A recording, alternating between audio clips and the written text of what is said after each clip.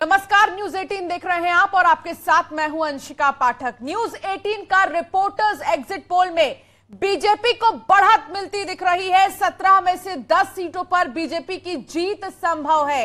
SP BSP की एक एक सीट मिल सकती है। 5 सीटों पर बीजेपी के साथ कांटे की टक्कर है। आपको बता दें कि ये रुझान है, 13 मई को नतीजे आएंगे। तो ये एग्जिट पोल है, रिपोर्टर एग्जिट पोल न्यूज 18 का, और इसमें बीजेपी को बढ़त मिलती दिख रही है। 17 में से 10 सीटों पर बीजेपी की जो जीत है वो संभव नजर आ रही है और एसपी बीएसपी की एक एक सीट मिल सकती है। 5 सीटों पर बीजेपी के साथ कांटे की टक्कर है। मुकाबला क्योंकि बेहद दिलचस्प रहा है। प्रत्याशियों की किस्मत में क्या है ये 13 मई को पता चलेगा, क्योंकि 2 चरणों के मतदान हो गए हैं नगर निगम के, और अब देखना होगा कि आखिर नतीजे क्या आएंगे। नगर निकाय चुनाव में पहले चरण में 37 जिलों में वोट डाले गए थे और दूसरे चरण में 38 जिलों पर वोट डाले गए थे, और आज 13 मई को नतीजे आएंगे।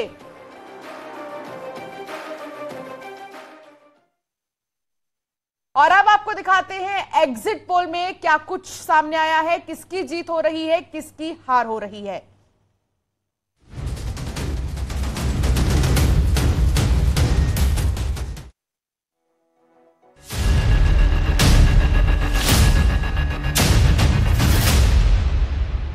आज कोई दंगा होता है, कोई उपद्रव नहीं, आज उत्सव हो रहे उत्सव।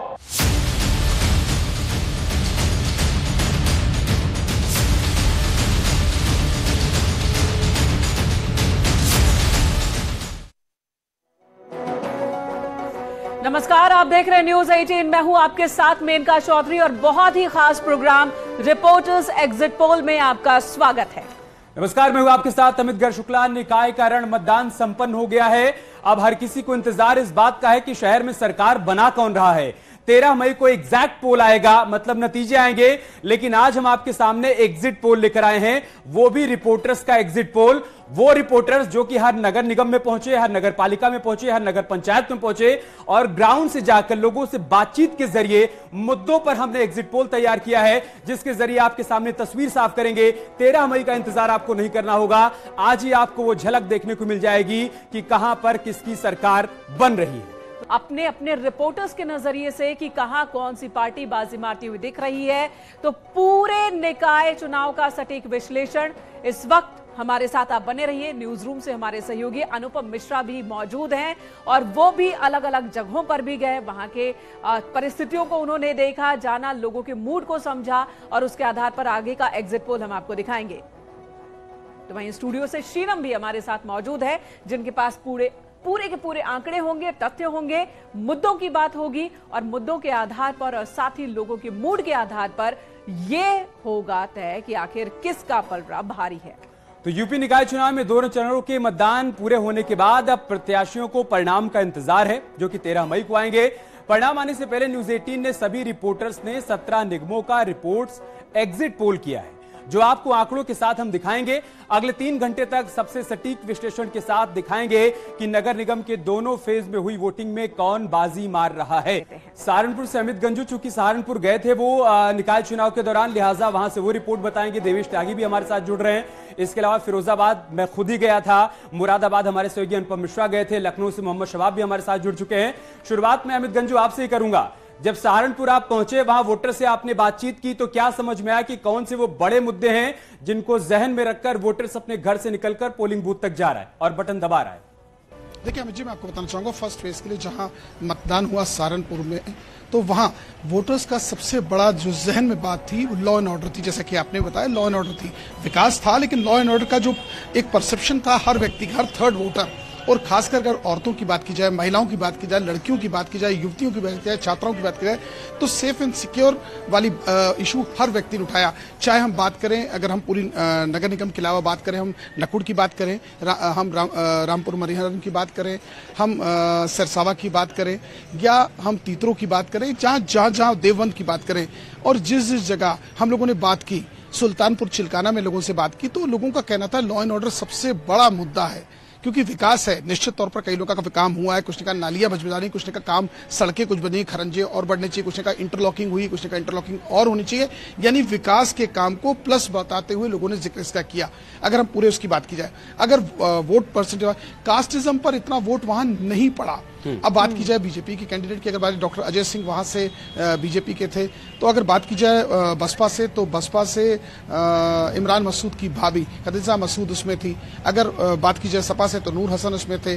कांग्रेस से बात की डॉक्टर प्रदीप वर्मा था। तो सब अलग अलग सेक्शंस में थे और वहां मुस्लिम कार्ड भी कई जगह खेलने की बात हुई थी। मगर इन सबसे उठकर, कास्टिज्म से उठ के, रिलीजन से उठ के लोगों ने विकास के मुद्दे को प्राथमिकता दी, लॉ एंड ऑर्डर को प्राथमिकता दी और जो तमाम चीजें स्थापित हुई। जैसे सहारनपुर की बात करें तो सहारनपुर में जो हम लोगों की जब बात हुई, हम लोग वहां Guru Nanak boys inter college में थे, तो वहां के लोगों ने कैमरे के सामने बताया कि अब वो सिचुएशन ऐसी है कि हम लोग रात को फ्रीक्वेंटली मूव कर लेते हैं। देखिए मेनका, आप भी जानती हैं और तमाम हमारे दर्शक जो इस एग्जिट पोल को देख रहे हैं वो भी इस बात को जानते हैं कि मुरादाबाद को पीतल नगरी कहा जाता है और बड़े स्तर पर मुरादाबाद में उद्योग धंधे होते हैं और उद्योग की जो एक्सपोर्ट का काम भी बड़े स्तर पर होता है। तो जो तमाम बिजनेस इंडस्ट्रीज हैं, तमाम जो उद्योग से जुड़े हुए बड़े बड़े व्यापारी हैं, उनका कहीं ना कहीं इस तरफ रुझान था कि वो ये चाहते थे कि मुरादाबाद के विकास के लिए ऐसे व्यक्ति को चुना जाए जो मुरादाबाद के लिए टाइम डिवोट कर सके। सड़क, सीवर, बिजली, पानी, ये ऐसे बुनियादी मुद्दे हैं जो हर बार जब शहर की सरकार चुनी जाती है तो उसमें इन मुद्दों पर बात होती है। लेकिन मुरादाबाद के लोग जो है विकास को कहीं ना कहीं सबसे बड़ा मुद्दा मान रहे थे और ये कह रहे थे कि मुरादाबाद में विकास एक सबसे बड़ा मुद्दा है। हमने तमाम लोगों से बात की। अगर हम देखें जो शहर के इलाके थे, जो निगम क्षेत्र के इलाके थे, उनमें अलग अलग इलाकों में जब हम गए थे तो हमने लोगों से पूछा था। कई मतदान केंद्रों की अगर बात करें जहां पर भूपेंद्र चौधरी जो भाजपा के प्रदेश अध्यक्ष हैं उन्होंने अपना वोट कास्ट किया था, वहां पर भी हम गए। इसके अलावा जो मुरादाबाद के सांसद हैं एसटी हसन, वहां ने उन्होंने जहां अपना वोट कास्ट किया उसमें मुस्लिम आबादी वाले इलाकों में भी हम गए। सबसे बड़ी बात यह है कि अभी भी लोग ये मान रहे थे कि विकास के लिए काम बहुत होने बाकी है। मुस्लिम इलाकों के विकास के लिए लोग ज्यादा चिंतित दिखाई दिए। जो मुस्लिम महिलाएं थी वो कह रही थी कि विकास तो हुआ है, लेकिन इस तरह के आरोप भी लगाए गए कि कुछ एक एरिया में विकास हुआ है लेकिन हमारे क्षेत्रों में जो है विकास की गंगा नहीं बह पाई है, या फिर जो सरकार की जो योजनाएं हैं, तमाम चीजें हैं, उसको लेकर के भी लोगों ने अपनी बातें रखी। लेकिन ठीक है, लखनऊ का रुख कर लेते हैं। लखनऊ से मोहम्मद शबाब हमारे साथ मौजूद हैं। शबाब, मुस्कुराइए कि आप लखनऊ में हैं, तो निकाय चुनाव के दौरान कौन मुस्कुराएगा कौन नहीं लखनऊ में, ये तो हम बाद में बताएंगे। पहले ये बताएं कि जनता ने किन मुद्दों पर वोट किया है, कौन कौन से मुद्दे हावी रहे। प्रदेश की राजधानी है लखनऊ। बिल्कुल, देखिए जो मुद्दे दूसरी जगहों के होते हैं वही मुद्दे राजधानी लखनऊ के भी रहे। हालांकि शहर राजधानी है लिहाजा लोगों की उम्मीदें बढ़ जाती हैं, लेकिन इस बात को भी समझना होगा कि राजधानी लखनऊ में प्रत्याशी से ज्यादा पार्टी का सिंबल मायने रखता है। भारतीय जनता पार्टी से प्रत्याशी कौन है लोग इस बात को नहीं सोचते, उन्हें भारतीय जनता पार्टी को वोट करना होता है, लोगों का जहन ये सेट होता है। राजीव रंजन जी हमारे साथ हैं, बहुत सीनियर जर्नलिस्ट हैं, हम लोगों के साथ ये भी तमाम जगहों पर दौरे पर रहे। राजीव जी, अब 6 बज गया है, समय खत्म हो गया, क्या देख रहे हैं इन 2 फेजेस के चुनाव में? खास बात पहले लखनऊ की अगर हम कर लेते हैं तो क्या सिनारियो यहाँ का दिखता है? देखिए, आपने जो कहा चर्चा के शुरू में कि लखनऊ शहर में लोग भारतीय जनता पार्टी का सिंबल ही देखते हैं और यही कारण है कि एक लंबे समय से यहाँ भारतीय जनता पार्टी चुनाव जीतती रही है। इस बार भी कमोवेश वही स्थिति है। शहर की जो छोटी मोटी समस्याएं हैं, बिजली, सड़क, पानी, इसको दरकिनार करके आम आदमी, यहाँ का वोटर भारतीय जनता पार्टी को ही देखता है। और इस वक्त उपेंद्र भी हमारे साथ जुड़ चुके हैं। वाराणसी से उपेंद्र हमारे साथ मौजूद हैं। उपेंद्र का रुख कर लेंगे। उपेंद्र, वहां के मुद्दे बताएं, किन मुद्दों पर रहा पूरा का पूरा निकाय चुनाव? बिल्कुल, देखिए यहाँ पर जो मुद्दे थे वो सबसे पहले पार्टी स्तर पर थे, यानी कि जो बीजेपी का चूंकि गढ़ था, खुद प्राइम मिनिस्टर वाराणसी से सांसद हैं, खुद मुख्यमंत्री योगी आदित्यनाथ 100 से ज्यादा दौरे कर चुके थे, तो ऐसे में जो एक असर था वो साफ तौर पर चुनाव में दिखाई दिया। वाराणसी की जनता को ये लगा कि वो इस वक्त प्रायोरिटी में है सरकार के, चाहे वो राज्य सरकार की प्रायोरिटी में हो चाहे वो केंद्र सरकार की प्रायोरिटी में हो। तो ऐसे में इसका असर भी बीजेपी प्रत्याशी को सीधा इसका फायदा मिलता दिखाई दिया। गोरखपुर की तस्वीर सबसे पहले आपको दिखाते हैं कि गोरखपुर में कैंडिडेट कौन कौन से रहे, वो कौन कौन से चेहरे जिनके बीच टक्कर रही। तो सबसे पहले आपको बता दें, डॉक्टर मंगलेश श्रीवास्तव, जिन्हें बीजेपी ने चुनाव मैदान में मेयर पद के प्रत्याशी के रूप में उतारा। काजल निषाद समाजवादी पार्टी के प्रत्याशी हैं। नवल किशोर बीएसपी की ओर से चुनाव मैदान में। नवीन सिन्हा कांग्रेस के मेयर पद के उम्मीदवार। चूंकि गोरखपुर मुख्यमंत्री योगी आदित्यनाथ का अपना गृह क्षेत्र है और जब चुनाव लड़ा गया तो चुनाव में जो मुद्दे होते हैं उन मुद्दों के साथ मुख्यमंत्री योगी आदित्यनाथ खुद एक वहां पे मुद्दे थे। जितने भी लोगों से वहां बात की गई वो चाहे जिस कास्ट के रहे हो, ये माना जाता है कि मुस्लिम वर्ग जो है बीजेपी को उतना वोट नहीं देता है, लेकिन जब हमने वहां पे एक चौपाल लगाई तो उन लोगों ने भी ये कहा कि अगर आपको विकास चाहिए तो विकास के लिए ट्रिपल इंजन की सरकार चाहिए और इसके लिए आपको पार्षद भी बीजेपी का ही चुनना पड़ेगा और मेयर भी आपको बीजेपी का चुनना पड़ेगा और तभी आपकी कॉलोनियों की जो छोटी छोटी जरूरतें हैं वो पूरी हो सकेंगी। चलिए अब गोरखपुर की बात रुक करते हैं झांसी का। झांसी मेयर प्रत्याशी कौन कौन से रहे, सबसे पहले आपको वो बताते हैं। एक ऐसे वरिष्ठ पत्रकार मौजूद है जो एक दशक से बुंदेलखंड में पत्रकारिता कर रहे हैं। हम इनसे बात करेंगे कि 4% वोट कम होने का मतलब यानी नुकसान किसको और फायदा किसको है। ये बताइए, इस बार 4% वोट तकरीबन कम हुआ है। मुद्दे तो बहुत सारे थे, तमाम मुद्दे थे, विकास कार्य भी बहुत हुए स्मार्ट सिटी के तहत, लेकिन ये जो 4% मतदान कम हुआ है ये किससे फायदा पहुंचा सकता है और किसको नुकसान पहुंचाएगा? देखिए, जाहिर सी बात है, झांसी में जो अभी समीकरण देखने को मिलेंगे इस साल बहुत चौंकाने वाले नतीजे आएंगे।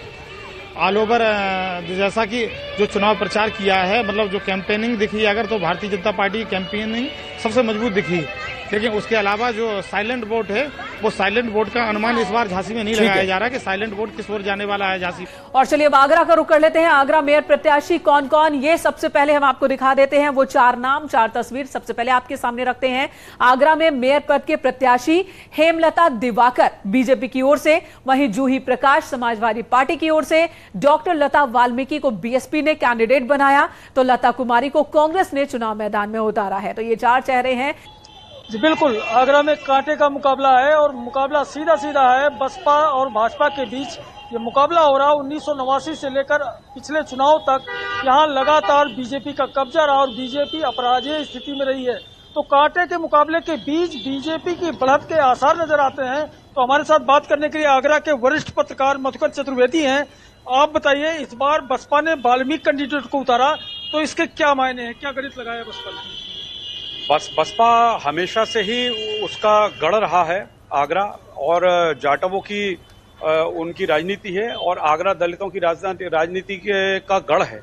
इस कारण बसपा तो अपना जाटव मतदाता और जाटव को ही उतारना उसके लिए मजबूत था, लेकिन भाजपा पहले से ही मन बना चुकी थी कि वह अब की बार किसी जाटव समुदाय के व्यक्ति को वोट मेयर के लिए नहीं उतारेगी। क्या लगता है, मुकाबला सीधा लगता है कि त्रिकोणीय लगता है? मुकाबला त्रिकोणीय नहीं है, बसपा और भाजपा में टक्कर है। लेकिन चलिए बात मथुरा की कर लेते हैं। मथुरा मेयर प्रत्याशी कौन कौन, विनोद अग्रवाल को बीजेपी ने चुनाव मैदान में उतारा, तुलसीराम शर्मा को समाजवादी पार्टी ने चुनाव मैदान में उतारा, राजा मोहतासिम बीएसपी की ओर से मेयर पद के प्रत्याशी रहे तो श्याम सुंदर उपाध्याय कांग्रेस की ओर से चुनाव में उतरे मेयर पद के प्रत्याशी के रूप में। देखिए, मैं आपको मथुरा का बताऊं, बीजेपी ने विनोद अग्रवाल को उतारा। चूंकि बीजेपी की तरफ से मथुरा वृंदावन अगर विधानसभा की बात करें तो श्रीकांत शर्मा वहां से ब्राह्मण कैंडिडेट थे, तो बीजेपी ने इस बार वैश्य को अपना नगर निगम का टिकट दिया। वहीं कांग्रेस की तरफ कंफ्यूजन की स्थिति थी, उन्होंने अपना जो पंजा जो सिंबल था वो श्याम सुंदर उपाध्याय बिट्टू के साथ था, लेकिन पूरी पार्टी मथुरा से लेकर लखनऊ तक समर्थन कर रही थी राजकुमार रावत जो कि निर्दलीय प्रत्याशी थे। तो उनके दोनों के बीच में ही ये कांटे की टक्कर है, जहां विनोद अग्रवाल और जो राजकुमार रावत है जो निर्दलीय प्रत्याशी हैं, हालांकि कांग्रेस के द्वारा समर्थित प्रत्याशी हैं। तो ऐसे में जो लड़ाई है वो ब्राह्मण वर्सेस बनिया की लड़ाई हो गई थी। पूरे नगर निगम की बात करें तो चूंकि बीजेपी की तरफ से वैश्य कैंडिडेट था और जो कांग्रेस समर्थित प्रत्याशी था वो ब्राह्मण कैंडिडेट था। प्रयागराज का रुख कर लेते हैं। प्रयागराज बहुत कुछ हुआ बीते 1-1.5-2 महीने में। प्रयागराज हर रोज हेडलाइन में रहा और इसी बीच चुनाव भी वहां पर हो रहे थे। तो प्रयागराज में मेयर पद के प्रत्याशी कौन कौन, तस्वीरें किस तरह की रही, इस पर बात कर लेते हैं। गणेश केसरवानी को बीजेपी ने चुनाव मैदान में मेयर पद के प्रत्याशी के रूप में उतारा। वहीं अजय श्रीवास्तव समाजवादी पार्टी की ओर से कैंडिडेट रहे। सईद अहमद बीएसपी की ओर से चुनावी मैदान में ताल ठोक रहे थे। प्रभाशंकर मिश्रा कांग्रेस कैंडिडेट चुनावी मैदान में मेयर पद के प्रत्याशी के तौर पर। देखिए अमित, मैं आपको बता दूं कि प्रयागराज नगर निगम जो है ऐतिहासिक नगर निगम है। 1916 में इसका गठन नगर पालिका के रूप में हुआ था और यहाँ पर जो मतदान हुआ है वो 31.45% हुआ है। मतदान कम हुआ है, लेकिन यहाँ पर जो लड़ाई है वो भारतीय जनता पार्टी और समाजवादी पार्टी के बीच में है। लेकिन ये एग्जिट पोल जो है वो भारतीय जनता पार्टी के प्रत्याशी गणेश केसरवानी को बढ़त मिलती जा रही है। और चलिए रुक करते हैं अलीगढ़ का और आपको बताते हैं कि अलीगढ़ के वो 4 प्रमुख चेहरे कौन से रहे जिनके बीच में मुकाबला रहा। वो सबसे पहले आप समझ लीजिए, प्रशांत सिंघल मेयर प्रत्याशी, हाजी जमीरुल्लाह मेयर प्रत्याशी जो कि समाजवादी पार्टी की तरफ से चुनावी मैदान में उतरे, सलमान शाहिद बीएसपी की तरफ से ताल ठोकते हुए नजर आए, तो सीपी गौतम ने कांग्रेस पार्टी के सिंबल पर ताल ठोकी, गुफरान नूर जो कि यहां पर मेयर प्रत्याशी के तौर पर ताल ठोकते हुए नजर आए, वो भी प्रमुख चेहरों में से एक चेहरा रहे। तो एआईएमआईएम की ओर से गुफरान नूर को चुनाव मैदान में उतारा गया था। देखिए, ताले और तालीम का शहर अलीगढ़ किसको अपनी चाबी सौंपता है, इसका फैसला यहाँ की जनता ने कर दिया है। यहाँ पर इस बार मतदान भले ही कम हुआ है, लेकिन जो पहले त्रिकोणीय मुकाबले की चर्चा थी वो वोटिंग के बाद बदली नजर आ रही है और यहाँ पे भाजपा और सपा की कड़ी टक्कर बताई जा रही है। हालांकि इससे पहले यहाँ पर बसपा का मेयर था, लेकिन उससे भी पहले यहाँ पर 4 बार बीजेपी कब्जा जमा चुकी। लेकिन जैसे कि सपा ने अपने 2 बार के विधायक रहे कैंडिडेट को यहाँ पे मेयर का प्रत्याशी बनाया, मुकाबला रोमांचक हो गया और बसपा के बाद सपा और भाजपा की टक्कर। आपका एग्जिट पोल क्या कहता है संदीप, संक्षेप में? रंजीत जी, अलीगढ़ की तस्वीर क्या नजर आ रही है? क्योंकि जब चुनाव प्रक्रिया चल रही थी, चुनावी संग्राम चल रहा था, प्रचार प्रसार चल रहा था, त्रिकोणीय मुकाबला बताया जाए, लेकिन जब वोटिंग हो गई है उसके बाद सियासी हवा क्या छनकर आ रही है? देखिए, 4 दिन पहले जो हवा थी वो त्रिकोणीय मुकाबला था, लेकिन जैसे ही मुख्यमंत्री ने यहाँ पर जनसभा को संबोधित करा तो मामला सपा और भाजपा में हो गया, क्योंकि मुख्यमंत्री के ठीक अगले दिन अखिलेश यादव ने रोड शो करा और वो मामला जो है भाजपा और सपा में हो गया। चलिए अब रामनगरी अयोध्या की बात कर लेते हैं। जी हां, अयोध्या की तस्वीर क्या कहती है? अयोध्या जहां हर रोज खबर बन रही है, वहां पर निकाय चुनाव के दौरान क्या था? यहां पर गिरीश पति त्रिपाठी बीजेपी की ओर से मेयर पद के कैंडिडेट थे, आशीष पांडे को समाजवादी पार्टी ने कैंडिडेट बनाया, राम मूर्ति यादव को बीएसपी ने कैंडिडेट बनाया, तो वहीं प्रमिला राजपूत कांग्रेस की ओर से चुनाव मैदान में ताल ठोक रही थी। अयोध्या से रामगोपाल इस वक्त हमारे साथ जुड़ चुके हैं। रामगोपाल, आपका एग्जिट पोल क्या कह रहा है? अयोध्या का मेयर कौन होगा?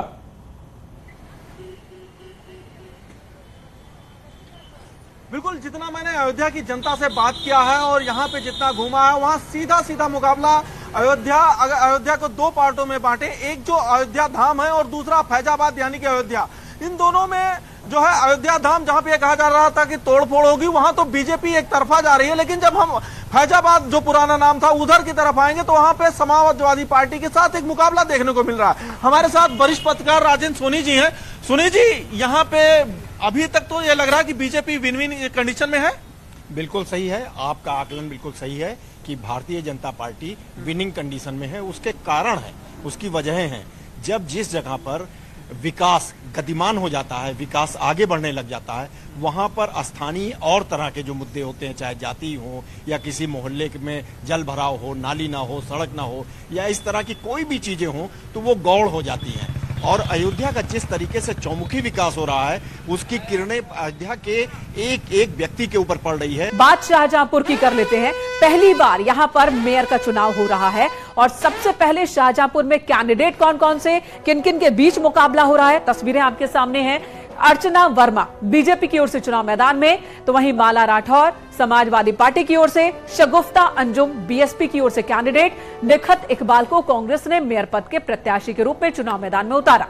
और देखिए, अभी तक अगर देखा जाए तो कहीं ना कहीं शाहजहांपुर में बीजेपी को बढ़त मिलते हुए दिख रही है, क्योंकि पहली बार नगर निगम का चुनाव हो रहा है। इससे पहले भी अंग्रेजों के जमाने से नगर पालिका रही है और तब से समाजवादी पार्टी का दबदबा रहा है। लेकिन इस बार जो समीकरण है वो खासे बदले नजर आ रहे हैं। जो मुस्लिम वोट बैंक है, जिसकी एक अच्छी खासी संख्या रही है, जिसके दम पर नगर पालिका चुनाव सपा जीतती रही है, उसमें एक बड़ा बंटवारा देखने को मिल रहा है। और ये वोट, अधिकांश जो वोट है वो कांग्रेस और सपा में बटा है, जिसका फायदा बीजेपी को मिल सकता है। इस वक्त हमारे साथ कुछ वरिष्ठ पत्रकार भी मौजूद हैं शाहजहांपुर के। सर, शॉर्ट में जानना चाहेंगे कि आपको क्या लग रहा है, किस तरह पलड़ा किसका भारी होगा?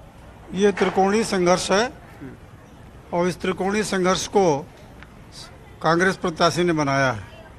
अभी तक यहाँ पर सीधा सीधा संघर्ष हुआ करता था, लेकिन पहली बार त्रिकोणीय संघर्ष हो रहा है। चलिए बात गाजियाबाद की कर लेते हैं। गाजियाबाद नगर निगम, यहाँ की तस्वीर क्या वो दिखाएं, उससे पहले इस सीट पर किस किस के बीच मुकाबला है उनकी बात कर लेते हैं। सुनीता दयाल बीजेपी की कैंडिडेट, पूनम यादव समाजवादी पार्टी ने चुनाव मैदान में उतारा, निसारा खान बीएसपी की ओर से चुनाव मैदान में, पुष्पा रावत को कांग्रेस ने कैंडिडेट बनाया। देखिए, गाजियाबाद में परंपरा रही है और इस बार की बात करें जिस तरीके से यहाँ कई बड़े नेताओं ने ग्राउंड जीरो पर काम किया, जो मुद्दे रहे उनमें लॉ एंड ऑर्डर बड़ी बात रही, क्योंकि गाजियाबाद 26 लाख वोटर है, आप समझिए 9 नगर निकाय हैं यहाँ पर। और सबसे बड़ा फैक्टर अगर आप बात करें गाजियाबाद की, तो यहाँ पर लास्ट में जिस तरीके से पार्टी ने चुनाव लड़ा, कैडर लगातार एग्रेसिव था और शहरी वोटर होने का एक लाभ सत्ताधारी पार्टी को मिलते दिख रहा है। बाकी हमारे वरिष्ठ सहयोगी यहाँ पर हैं, हम सीधा उनसे बात कर लेते हैं। सर बताइए अमित जी, किस तरीके से कौन कौन से फैक्टर प्रभावी रहे यहाँ पर, और अब आप क्या देखते हैं, किस तरीके से देखते हैं? देखिए शिवम, सुबह से आप भी कवर कर रहे हैं, मैं भी कर रहा हूं। सबसे बड़ी चीज तो ये है कि सन 95 में नगर निगम का गठन हुआ था और तभी से भाजपा का इस पे कब्जा है, तो ये सीट जो है सुरक्षित मानी जाती है मेयर प्रत्याशी के लिए। पीछे जो मर्तबा मेयर थी, महिला थी, वो भी भाजपा से थी और इस बार की भी प्रबल दावेदारी मानी जा रही है। और अब रुक करते हैं बरेली का। बरेली में सबसे पहले आपको 4 प्रमुख चेहरे बता देते हैं। डॉक्टर उमेश गौतम पर भारतीय जनता पार्टी ने एक बार फिर से दांव चला। संजीव सक्सेना एसपी की तरफ से, यूसुफ खान बीएसपी की तरफ से, डॉक्टर कुलभूषण कांग्रेस पार्टी की तरफ से, इन्हीं के बीच में मुकाबला रहा। लेकिन यहां पर तस्वीर क्या रही वो जानने के लिए चलते हैं। शंकरदास जी, पहले तो आपका बहुत स्वागत है और आपसे मैं ये जानना चाहूंगी, दोनों फेज के इलेक्शन हो चुके हैं, अब इंतजार है 13 तारीख को। 13 तारीख को तस्वीर पूरी साफ हो जाएगी। आपका आकलन क्या कहता है, मौजूदा स्थिति में किस पार्टी को फायदा होगा? आकलन आप पूछ रही तो पिछला इतिहास यही रहा है कि निकाय चुनाव तो जो पार्टी राज्य में सत्तारूढ़ होती है ज्यादातर उसी के पक्ष में जाते हैं। और अब जल्दी से बात कर लेते हैं कानपुर की, जहां पर प्रमिला पांडे को भारतीय जनता पार्टी ने एक बार फिर से चुनावी मैदान में उतारा। सामने वंदना वाजपेयी समाजवादी पार्टी की तरफ से, अर्चना निषाद बीएसपी की तरफ से, आशनी अवस्थी कांग्रेस पार्टी की तरफ से ताल ठोकती हुई नजर आई। देखिए मेनका जी, मैं आपको बताना चाहूंगा कि ट्रिपल इंजन की सरकार ऑलरेडी यहाँ है, केंद्र, प्रदेश और शहर की सरकार में। प्रमिला पांडे पे एक बार फिर से भारतीय जनता पार्टी ने विश्वास किया और कहीं ना कहीं ये पहली बार ऐसा था कि अगर हम बात करें भारतीय जनता पार्टी की, या बात करें समाजवादी पार्टी की, या बात करें कांग्रेस की, तीनों ने ब्राह्मण कार्ड खेला। अब प्रमिला पांडे के साथ प्लस पॉइंट क्या है कि उसको ऑलरेडी उसने स्मार्ट सिटी के तहत यहाँ कार्य किए थे और उसी विकास के कार्य को लेकर वो उसने जनता के बीच गई। और इन सब के बीच मौजूदा विधायक जो है समाजवादी पार्टी के, उनकी वाइफ वंदना वाजपेयी पहली बार एक नया चेहरा है, समाजवादी पार्टी ने उस पर विश्वास किया और उसे उतारा। अब ब्राह्मण्स के वोट कहीं ना कहीं स्कैटर्ड जरूर हुए, मगर कहीं ना कहीं भारतीय जनता पार्टी की neck to neck fight Sapa से दिख रही है। अब क्रांति का शहर कहे जाने वाले मेरठ का रुख कर लेते हैं। हरिकांत आहलूवालिया भारतीय जनता पार्टी के प्रत्याशी, सामने सीमा प्रधान समाजवादी पार्टी से, हशमत मलिक बीएसपी से, नसीम कुरैशी कांग्रेस पार्टी से ताल ठोकते हुए नजर आए। देखिए, मेरठ सीट की अगर बात करें तो मुख्य मुकाबला समाजवादी पार्टी और भाजपा के बीच में नजर आ रहा था। हरिकांत आहलूवालिया को बढ़त इसलिए भी मिल सकती है क्योंकि वोट डिवीजन हुआ अल्पसंख्यक में। हमारे साथ वरिष्ठ पत्रकार पुष्पेंद्र शर्मा जी है। सर, क्या सोचते हैं इस सीट के बारे में, कैसा रहेगा एग्जिट पोल? देखिए, कोई भी भविष्यवाणी नहीं करनी चाहिए, पर जो ट्रेंड नजर आया वोटिंग का, पहली बात तो ये कि वोटिंग परसेंटेज कम रहा, जो लोकतंत्र के लिए बहुत अच्छा नहीं है।